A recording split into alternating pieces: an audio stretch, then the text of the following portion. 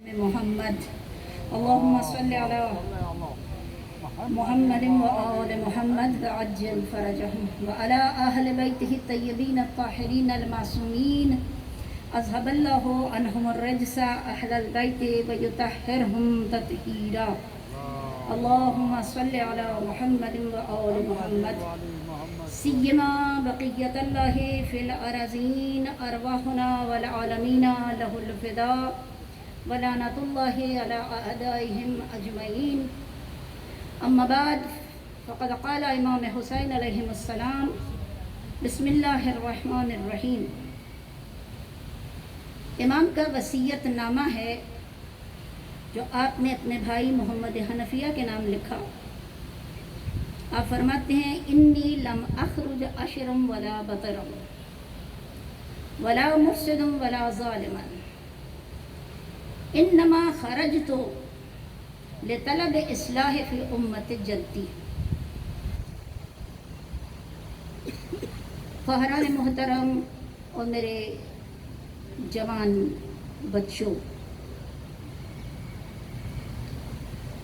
امام کا وصیت نامہ جو ہے یہ فقط وصیت نامہ نہیں ہے، بلکہ امام اس زمانے کے حالات کو بیان کر رہے ہیں اور پھر اس کے ساتھ ساتھ امام اپنے قیام کے مقصد کو واضح کر رہے ہیں. امام ارشاد فرما رہے ہیں کہ میں شر کے لیے، حق سے روگردانی کے لیے، فساد کے لیے، ظلم کے لیے مدینہ سے نہیں نکل رہا ہوں، بلکہ میرا ارادہ کیا ہے؟ طلب اصلاح فی امت جدی. یعنی اگر آپ غور کریں امام کے جملوں پر تو امام سے سوال کیا جا سکتا ہے امت مسلمہ کی اصلاح، کیونکہ اصلاح کے مقابل میں لفظ آتا ہے فساد.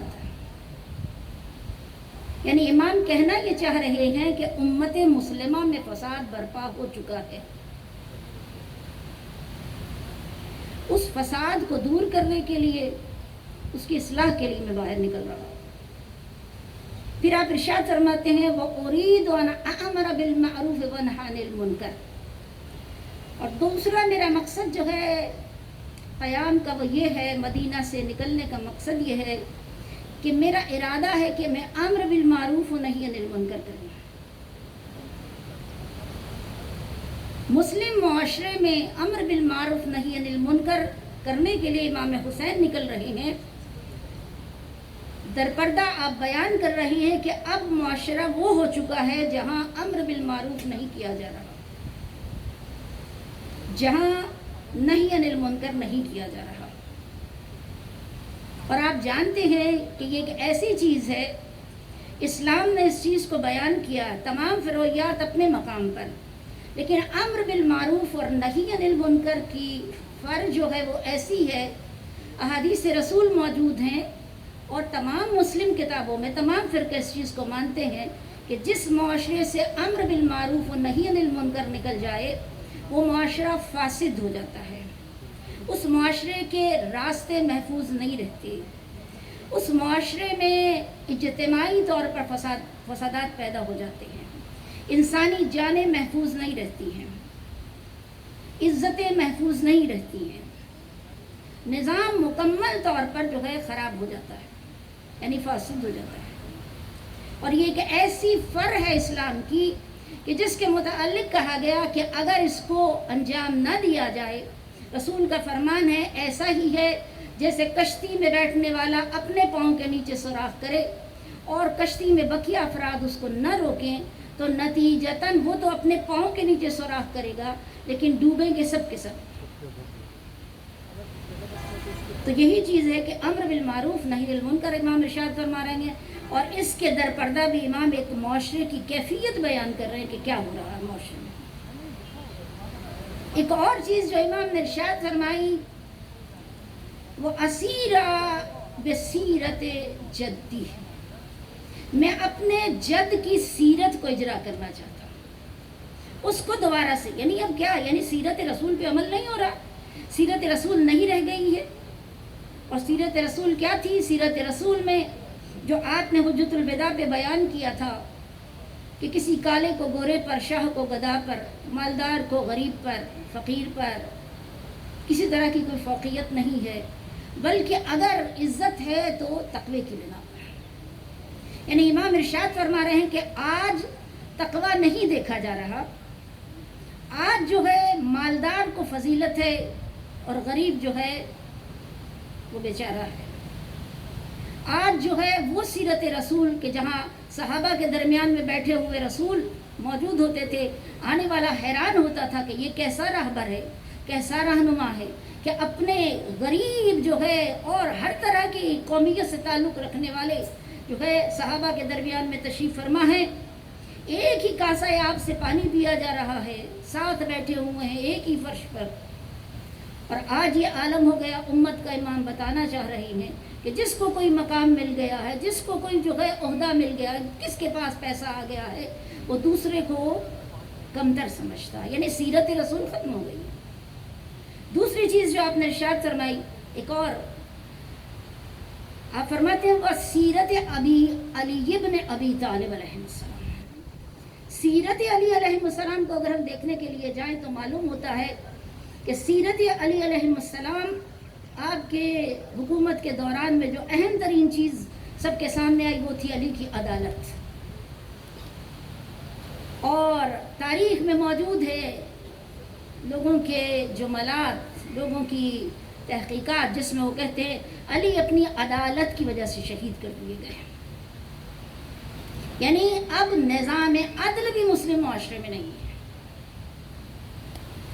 یہ کیا ہوا 50 سالوں میں؟ امت مسلمہ کہاں چلی گئی؟ اب یہ کیسے ہو گیا؟ میں قرآن کی زبان سے نہیں بلکہ علامہ اقبال کی زبان سے جو ہے اس کو بیان کروں گی تاکہ توجہ رہے کہ جو تاریخ کی طرف بصیرت کے ساتھ نگاہ کرنے والا اقبال ہے وہ کس طور پہ امت کے ان حالات کو بیان کرتا ہے کہ 50 سالوں میں یہ امت اس ریاست مدینہ سے نکل کر کس ریاست کی طرف آ گئی ہے۔ علامہ اقبال رموز بے خودی میں ارشاد فرماتے ہیں، چون خلافت رشتہ از قرآن گسیخت، حریت را زہر اندر کام ریخت۔ جب خلافت نے قرآن سے رشتہ توڑ دیا تو حریت کے گلے کے اندر زہر ڈال دیا۔ خاص عنصر جلوہ خیر الامم، چون صحاب قبلہ باران در قدم۔ ایسے میں خیر الامم کا نمائندہ اٹھ کھڑا ہوا، بالکل ایسے ہی جیسے قبلے کی جانب سے بادل جو ہے وہ افق پر چھا جاتا ہے، برسنے کے لیے تیار ہوتا ہے۔ بر زمین کربلا بارید و رفت، لالے در ویران کارید و رفت۔ یہ ابر زمین کربلا پر برسا اور اس بے آب و گیاہ بیابان میں گل لالا کو کاشت کرتا ہوا چلا گیا، لیکن ایسے نہیں گیا۔ اگلا شعر پھر آپ بیان کرتے ہیں، تا قیامت قطع استبداد کرد، تا قیامت قطع استبداد کرد، موج خون او چمن ایجاد کرد۔ قیامت تک ظلم و ستم و استبداد کی جڑوں کو کاٹ دیا اور آپ کے خون نے حریت کا ایک چمن ہرا بھرا کر دیا۔ اب آپ توجہ کیجئے علامہ اقبال کس چیز کو بیان کر رہے ہیں؟ یعنی جناب رسول خدا صلی اللہ علیہ وآلہ وسلم نے 23 برس لگائے لوگوں کو حر بنانے کے لیے، لوگوں کو عبد الہی بنانے کے لیے۔ 360 بتوں کے غلام بنے ہوئے تھے انسان، اس کے سامنے سجدہ، اس کے سامنے سجدہ، اس کے سامنے سجدہ، اس کے لیے قربانی، اس کے لیے یہ، اس کے لیے وہ، یعنی انسان غلام تھا بتوں کا۔ لیکن 23 برس میں رسول نے ان حجاز کے رہنے والوں کو، مکہ مدینہ کے رہنے والوں کو، ان افراد کو حر بنا دیا۔ اور حر بنانے میں کیا کیا؟ 360 سجدوں کو چھڑوا کر ایک رب کے سجدے کی طرف لے کر آ گئے. وہ ایک سجدہ جسے تو گراں سمجھتا ہے 1000 سجدوں سے دیتا ہے آدمی کو نجات. رسول نے ارشاد فرمایا ایک سجدہ رب کے سامنے کرو، دنیا کے ہر ظالم، ہر جو ہے بڑے سے، ہر طرح کی قید سے آزاد ہو جاؤ گے اور حریت تمہارا مقدر بن جائے گی. بس مومنات گرامی، خواہران محترم، برادران محترم، ظاہر ہے میں اس عمر کے اس حصے میں ہوں جہاں مجھے اپنی قوم کے بچوں کی یہ کوششیں یاد آتی ہیں، نظر آتی ہیں، تو دل چاہتا ہے کہ ہمارے بچے فقط دین درسی کتب کو مطالعہ نہ کریں، بلکہ جائیں اور جا کر اپنے گزشتگان کی تاریخ کو ضرور پڑھیں. بہت اچھا ہے کہ اس طور پر یہ پروگرام وغیرہ کروائے جاتے ہیں، لیکن اس میں بڑی اہم چیز ہے کہ ہمارے یہ نوجوان بچے بچیاں ضرور تاریخ کا مطالعہ کریں. ایک مصری لکھاری لکھتا ہے کہ اگر کوئی اپنے گزشتگان کی تاریخ کو نہ پڑھے تو وہ اس کھوئے ہوئے بچے کی طرح سے ہے جو چوراہے پہ کھڑا ہوا ہے، کھو گیا ہے، لیکن اس کو یہ نہیں پتا کہ اس کے ماں باپ کا نام کیا ہے، اس کے شہر کا نام کیا ہے، اس کا گھر کہاں ہے. تو اس لیے تاریخ کا مطالعہ بہت ضروری ہے. اپنے گزشتگان کی اور خصوصیت سے اپنی دینی تاریخ کا مطالعہ ضرور کریں، تاریخ اسلام کا مطالعہ ضرور کریں. توجہ کیجئے، اقبال نے کہا قرآن کا دامن چھوڑ دیا، حکومت الہیہ حکم خدا اور قول رسول کے ذریعے سے چلتی ہے. آدم سے لے کر خاتم تک خدا نے کہا جو بھی رہبر بنے گا وہ میں بناؤں گا، لیکن بعد رسول اس طریقہ کار کو تبدیل کر دیا گیا. اسی چیز کو اقبال بیان فرما رہے. امت مسلمہ نے حکومت کا جو انداز اپنایا، 3 طریقے اپنائے، اجماع، شورا، اور پھر تیسرا جو چیز آ گئی امت مسلمہ وہ تھا قہر و غلبہ. اور یہ چیز امت کو باور کروا دی گئی، بلکہ میں اس جملے کو یوں بیان کروں کہ امت کا برین واش کر دیا گیا کہ اگر کوئی اجماع سے حاکم بن جائے تو وہ حاکم حق ہے، کوئی شورا سے حاکم بن جائے تو وہ حاکم حق ہے، اگر کوئی قہر غلبہ سے حاکم بن جائے تو وہ بھی حاکم حق ہے. اور اس کی مخالفت کرنا جو ہے وہ غلط ہے. جو مخالفت کرے حاکم وقت، اس کے ساتھ جو کچھ بھی کرے وہ بجا ہے، وہ جائز ہے.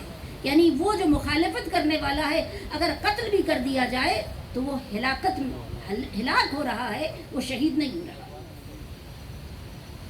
حاکم شام نے یزید کی خلافت کے لیے 3 حربیں آزمائی ہیں، اجماع بھی، شورا بھی اور قہر و غلبہ بھی.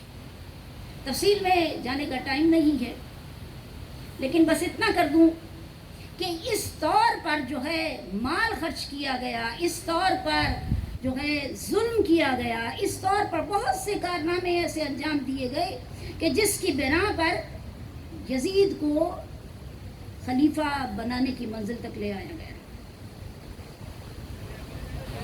3 طریقے استعمال کیے گئے، لیکن عرض کر دیں کہ اس طرف یہ کوششیں تھیں اور دوسری طرف حسین کا نمائندہ، منیت کی منزل پر رسول کی زبان چوس چوس کر پلنے والا حسین تھا.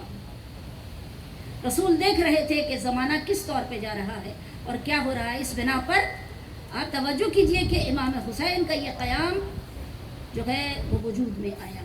اور یہ عرض کر دوں، جو بھی امام حسین کی سوان حیات کو پڑھے گا، کربلا کو دیکھے گا، کربلا کے معرکے کو دیکھے گا، اس کو یہ چیز واضح ہو جائے گی کہ اگر یزید کی طرف سے خط نہ پہنچتا بیعت کا، یاد رکھیے، آپ خود جائیے گا مطالعہ کیجئے تو آپ کو پتہ چل جائے گا کہ اگر یزید کی طرف سے بیعت کا مطالبہ نہ بھی ہوتا تو امام حسین قیام کرتے،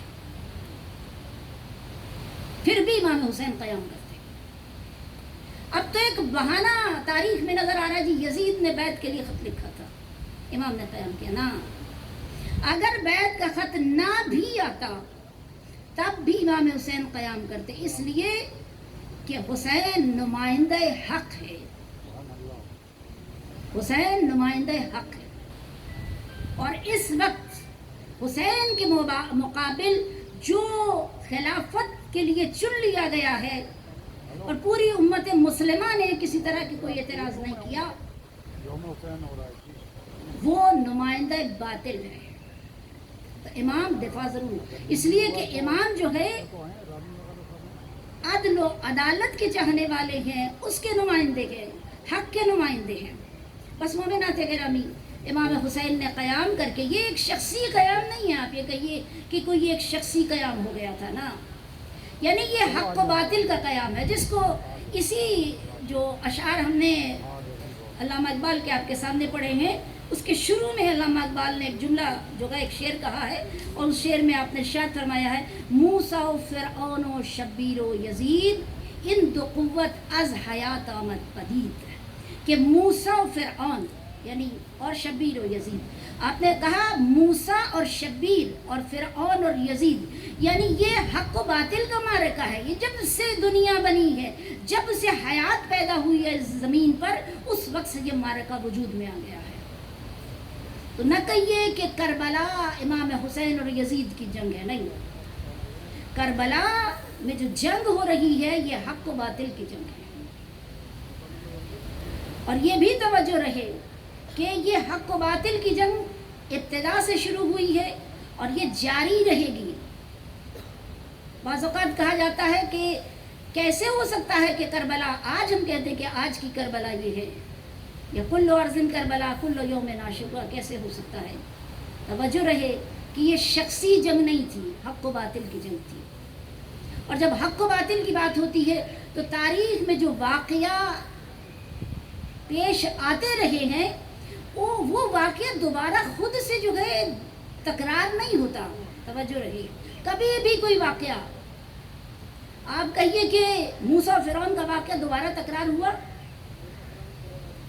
آپ کہیے کہ جناب رسول خدا اور مشرکین مکہ کا دوبارہ تکرار ہوا، جو ہم کہیں کہ حسین اور یزید کا واقعہ دوبارہ تکرار ہوگا، نہیں۔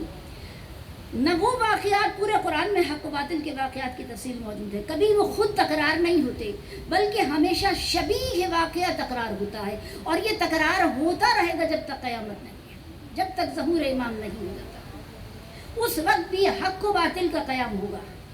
یوسف زہرا حق کی طرف کا علمبردار ہوگا، اور دوسری طرف جو ہے باطل کے جو ہے وہ نمائندے ہوں گے۔ تو یہ حق و باطل کا، اب اسی بنا پر جو آج ہم اس بات کو بیان کر رہے ہیں کہ ہاں آج بھی ظلم ہو رہا ہے، آج بھی ایک طرف ظالم کھڑا ہوا ہے، ایک طرف مظلوم ہے، ایک طرف حق کی نمائندگی کرنے والے ہیں، ایک طرف باطل کی نمائندگی کرنے والے ہیں، یہ اسی چیز کو بیان کیا جا رہا ہے کہ یہ واقعہ کربلا کا جو مقاومت کا راستہ ہے، اور امام حسین علیہ السلام اس کے امام ہیں، اس کے پیش رو ہیں، اس کے رہبر ہیں، تو وہ اپنے مقام پر وہ واقعہ وہیں پر ہوا تھا، دوبارہ نہیں ہو سکتا، لیکن اس کی شبیہ واقعہ کہ حق و باطل کا معرکہ ہر دور میں رہے گا۔ مجھے اور آپ کو توجہ رکھنا ہے، بصیرت سے کام لینا ہے، کہاں حق کھڑا ہے، کہاں باطل موجود ہے۔ ہمیں اپنی بصیرت سے کام لیتے ہوئے ہمیشہ حق کی طرفداری کرنی ہے، حق کے ساتھ کھڑا ہونا ہے، باطل سے اپنے آپ کو دور رکھنا ہے۔ یہ اہم ترین چیز ہے۔ جتنے بھی ہم امام حسین کی عزاداری کرتے ہیں، اس کا مقصد بھی حق و باطل کی بات ہے، اسی لیے عزاداری کی جاتی ہے، فقط رونے کی خاطر نہیں ہے، توجہ رہے، بلکہ اس سے درس یہ لینا ہے کہ حق کے قیام کے لیے ہر شے سے گزر جانا ہی جو ہے عاقبت بخیری ہے، اور یہ جیت ہے، یہ فتح و کامرانی ہے۔ آپ توجہ کیجئے، امام حسین نے میدان کربلا میں آ کر کس قدر زیادہ جو ہے قربانیاں دی ہیں، اور اس پہ بعض اوقات بچے سوال کرتے ہیں، امام حسین کو تو معلوم تھا کہ شہید ہو جائیں گے، تو امام حسین کیوں میدان کربلا میں گئے؟ توجہ کیجئے، یہ بات بیان کی جاتی ہے، اکثر سوال اٹھتا ہے، بچے سوال کرتے ہیں، لیکن اس کے مقابل میں ایک سوال ہم کرتے ہیں کہ آپ اس سوال کو کرنے سے پہلے کبھی یہ سوال بھی کیا کیجئے کہ اگر حسین کربلا نہ آتے، واقعہ کربلا نہ ہوتا، تو آج دین اسلام کی شکل کیا ہوتی ہے؟ کیا ہوتی شکل؟ ظاہر ہے آج یہ جو میں اور آپ یہاں بیٹھ کر حق کی بات کر رہے ہیں، میں اور آپ نمازیں پڑھ رہے ہیں، میرے اور آپ کے نزدیک اسلام کے اصول، اسلام کے فروعیات، خدا کی شریعت جو ہے اس کو ہم عزت دیتے ہیں، اس کی عظمت ہمارے سامنے ہے، آیا یہ سب کچھ ہوتا؟ آج جو ہم حریت کا نعرہ بلند کرتے ہیں، آج جو یہ حق و باطل کا قیام ہر زمانے میں ہو رہا ہے، یہ کیا رہتا؟ ظاہر ہے کہ نہیں رہتا۔ نہ شریفانہ زندگی موجود ہوتی، نہ باعزت جو ہے زندگی ہوتی، نہ خوددار زندگی ہوتی، نہ نماز، نہ اقامت، نہ اذان، نہ حج، نہ روزہ، حتیٰ کہ نہ تہذیب ہوتی، نہ اخوت ہوتی، نہ حریت ہوتی، نہ جذبہ شہادت ہوتا۔ تو ظاہر ہے کہ امام حسین نے ان تمام چیزوں کی خاطر، خدا کے دین کی خاطر، امام حسین نے اس تہذیب و حریت و فروعیات دین کی خاطر، بلکہ میں یوں کہوں کہ جو آپ زیارت وارثہ میں پڑھتے ہیں کہ آپ نے انبیاء کے اس تمام محنتوں کی خاطر امام حسین نے چاہا کربلا میں آ جائیں اور کربلا میں آ کر قیام کریں، اور اس قیام کے دوران میں اگر ان تمام چیزوں کو بچانے کے لیے مجھے سب کچھ قربان کرنا پڑے تو وہ ان تمام عظمتوں کے سامنے کوئی حیثیت نہیں رکھتا۔ یعنی اسلام کے سامنے امام نے واضح کر دیا کہ یہ ہے قیام، کہ اسلام کی سربلندی کے لیے میری اور آپ کی زندگی تو کوئی حیثیت رکھتی ہی نہیں ہے۔ حسین جیسے رہنما، حسین جیسے امام جو جنت کے جوانوں کے سردار ہیں، رسول کے نواسے ہیں، رسول کے ساتھ منیت کے درجے پر فائز ہیں، وہ حسین، اس کی زندگی بھی اسلام کے لیے قربان ہو سکتی ہے، اس کا خون بھی بہایا جا سکتا ہے، اس کو بھی قربانی کی جا سکتی ہے۔ تو اس سے معلوم ہوتا ہے کہ حق اور اسلام کتنا اہم ہے۔ یہ ہے قیام امام حسین اور یہ ہے کربلا۔ اب جہاں بھی جس خطے میں بھی حق کے لیے کوئی پرچم بلند کرے تو مجھے اور آپ کو اس پر تحقیق کر کے یہ دیکھنا ہوگا کہ یہ حق کی خاطر ہے۔ اگر حق کی خاطر ہے تو اس کا ساتھ دینا ہوگا، اور اگر حق کی خاطر نہیں ہے تو اس سے دور چلے جانا ہے۔ بس مومنات گرامی، یہ مقاومت کربلا، یہ امام حسین کی جو جہاد ہے، یہ ہمیں اس چیز کا پیغام دے رہی ہے کہ شبیہ واقعہ ہر زمانے میں تکرار ہوتا رہے گا، اور تکرار ہوتا رہا ہے۔ قرآن اس پر تفصیل کے ساتھ جو ہے وہ جس کو کہنا چاہیے کہ ہمیں بیان کرتا ہے کہ ہر زمانے میں واقعات اسی طریقے پہ تکرار ہوتے رہے۔ ہاں، وہ فی نفس ہی وہ واقعہ تکرار نہیں ہوگا، لیکن اس کے شبیہ واقعات تکرار ہوتے رہیں گے۔ اور امام کا پہلا جملہ وہ جو آپ نے مروان بن حکم کے سامنے بیان کیا تھا، آپ نے فرمایا تھا کہ مثلی لا یباع مثلہ، یہ اس چیز کو واضح طور پر بیان کر رہا ہے، میرے جیسا، یعنی امام یہ نہیں کہہ رہے کہ میں دوبارہ آ جاؤں گا دنیا میں، نہیں، قیامت تک میرے جیسا یزید جیسے کی بیعت نہیں کر سکے گا، اس کے خلاف قیام کرے گا۔ تو مجھے اور آپ کو حسین جیسا بننا ہے، مجھے اور آپ کو حسین جیسا بننا ہے۔ انشاءاللہ تعالیٰ جب حسین جیسے بنیں گے تو یزید جیسوں کے سامنے قیام کر سکیں گے، اور جب قیام کریں گے تو جان کی کیا حیثیت ہے، سب کچھ قربان کرنے پہ تیار ہوں گے۔ جب حسین سب قربان کر سکتے ہیں تو میں اور آپ اپنی جان، اپنا مال، اپنی اولاد سب کچھ قربان کر سکتے ہیں حق کی خاطر۔ اور یہ حق کی خاطر قربان کرنا، آپ توجہ کیجئے، ادھر سر امام حسین علیہ السلام تن سے جدا ہوا اور دنیا پر واضح ہو گیا کہ یزید ہار گیا، حسین جیت گیا۔ تو بس اس سے ہمیں سبق لینا ہے کہ یہ امام کا قیام جو ہے بیان کر رہا ہے کہ جب بھی حق کے لیے قیام کرو گے جیت تمہاری ہوگی، کامیاب تم ہوگے، ظالم ہمیشہ ہار جائے گا۔ انشاءاللہ تعالیٰ خدا سے دعا ہے پروردگار ہمیں ہمیشہ حق کے ساتھ کھڑا رہنے کی توفیق عطا فرما۔ جہاں جہاں بھی حق کی بات ہو رہی ہے، خصوصیت سے ظاہر ہے کہ فلسطین اور غزہ کے وہ تمام مظلومین جن پر ظلم ہو رہا ہے، وہ قبلہ اول جس کو جو ہے جس کی آزادی کے لیے وہ کوششوں میں لگے ہوئے ہیں، پروردگار ہمیں بھی توفیق دے کہ ہم جیسے بھی ہو سکتا ہے، اگر ہم کچھ نہیں کر سکتے، ہم کہتے ہیں ہم کچھ نہیں کر سکتے، اگر یہاں سے بیٹھ کر کچھ نہیں کر سکتے تو آواز حق کو بلند کر سکتے ہیں. خدا ہم سب کو توفیق دے کہ ہم آواز حق کو بلند کرنے والوں میں شمار ہوں ہمارا. اگر کچھ کر سکتے ہیں تو وہ مدد بھی ہم جو ہے ان کے لیے کر سکیں.